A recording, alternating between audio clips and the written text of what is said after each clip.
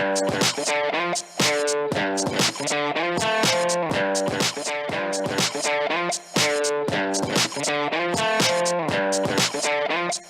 YouTube, I'm back. If you watched my last video, 10 easy jobs to get, you'll know that I said I was going to make some expanded videos on some of the jobs. One of them was teaching online. Now, I also mentioned that I personally don't teach online. I've never done that job, but my roommate does. And so I've interviewed her to provide some tips about teaching online.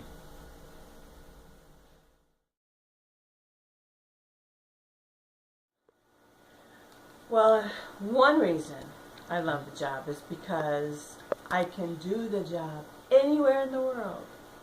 I don't have to be limited to the city that I live in. I can travel and do my job, and I can live anywhere and do the job. Why I love the job is because I can make my own schedule. I don't have to work for the man. And I can work any hour of the night or day, and I can make as much money or as little money as I like.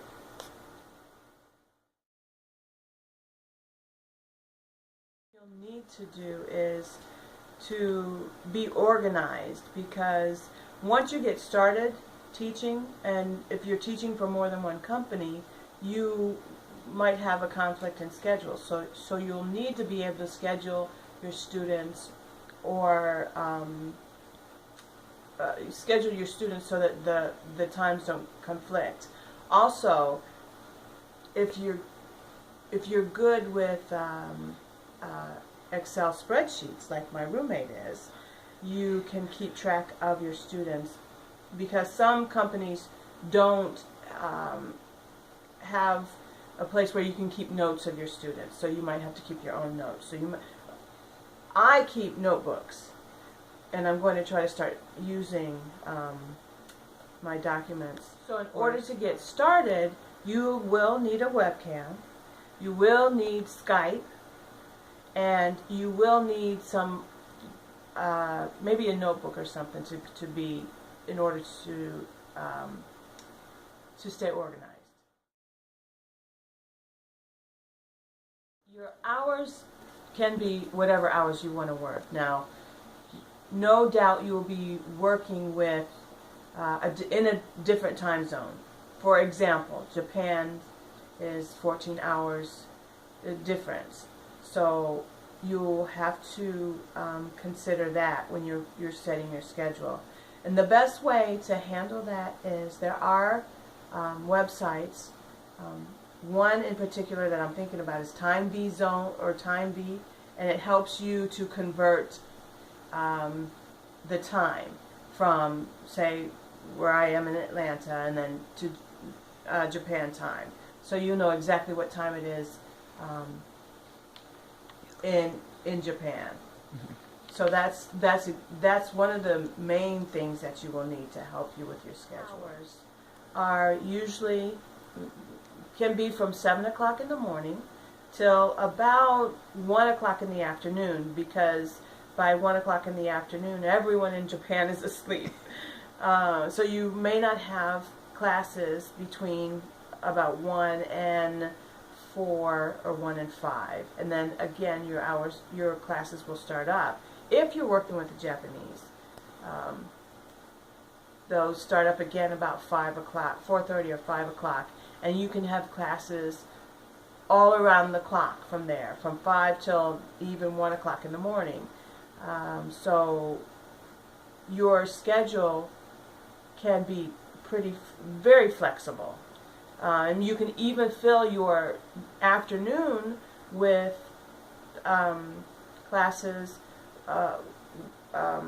Russian students, maybe, because I do have had Russian students, and they usually will have classes in the afternoon. So between 1 and 4, you can fill that space. Everyone's going to conduct their class differently, of course, especially if you have your own teaching technique. Now, what I normally do is, with a first-time student, of course, you'll introduce yourselves, and remember that your student is very nervous and it might be difficult to understand them, but don't hesitate to ask them to repeat what they're saying, because they probably don't understand you either. So just try to get them to be relaxed. I usually like to use humor, but that's during the introduction. But after you've introduced yourselves, try to get them to talk. Have questions prepared to get them to talk about themselves. I usually like to ask what their hobbies are, where they're traveled, why they're taking lessons, and while they're answering that, I'm listening to find out where their challenges are in their speaking skills. If they're having trouble with their sentence structure, if they're missing words such as prepositions, and I like to either start with a slow speech and then speed up to see how much they can understand.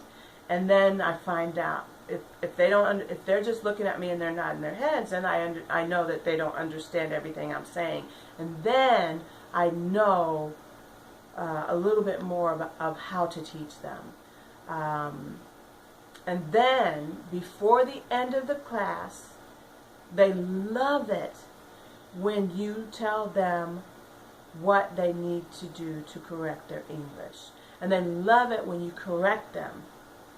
Not the first lesson, but in the second or third, the future lessons, correct them whenever you get a chance. And use the message in the Skype message spaces to give them more words. Okay, you can. Action. One thing I'd like to say is that there is a plethora of material out there that will help you to conduct a class, to put a class together. What I like to do is make sure that I evaluate my student and focus on their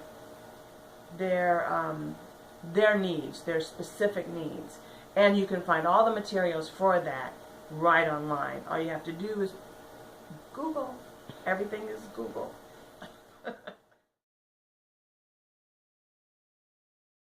Sometimes a student will schedule a class with you, and you may not have any clue of how to conduct the class. For example, they may want you to listen to a presentation on a subject that you have. One time I had a physicist who wanted me to humor her in conversation over things I had absolutely no idea about. Or I had a teacher who wanted to practice their presentation on me for their new program for getting their students into colleges. Or, I mean, there's just really been some wild things happen, but you may or may not be prepared for that. But it's just a good idea to listen. If you listen to the student, I think that you can get around whatever it is that they're needing help with. Either you let them know exactly, that you don't know what they're talking about, and then you could talk about something else, or you can actually help them with the problem. But that's one of the challenges I faced. Another challenge is really that's it. I've had some students who are drinking, and sometimes that's funny, but you can't really teach that way, and it's unusual. It's not common, because normally Asians specifically are very respectful. of teachers. So, but you can always just ask them not to do that in the future.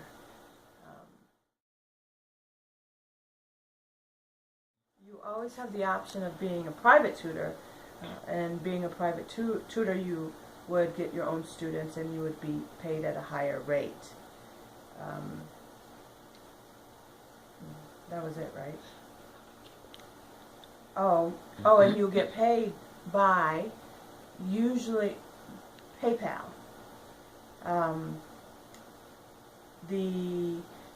Depending on the company that you work for, you may get paid in yen, or, like I said, whatever company you work for. But then it goes to PayPal, and then you can convert that currency into USD. And there may be a fee. It depends on how you are paid.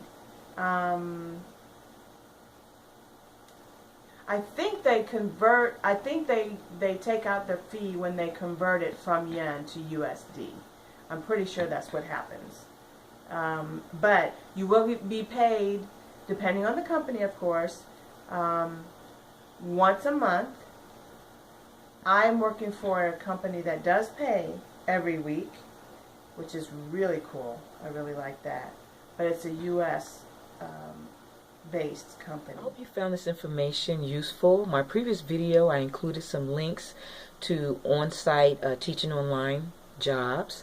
If you have any questions, please don't forget to put them in the comments, and I'll have my roommate respond to you as soon as possible. And don't forget, if this information has been helpful to you, please don't forget to like us and subscribe.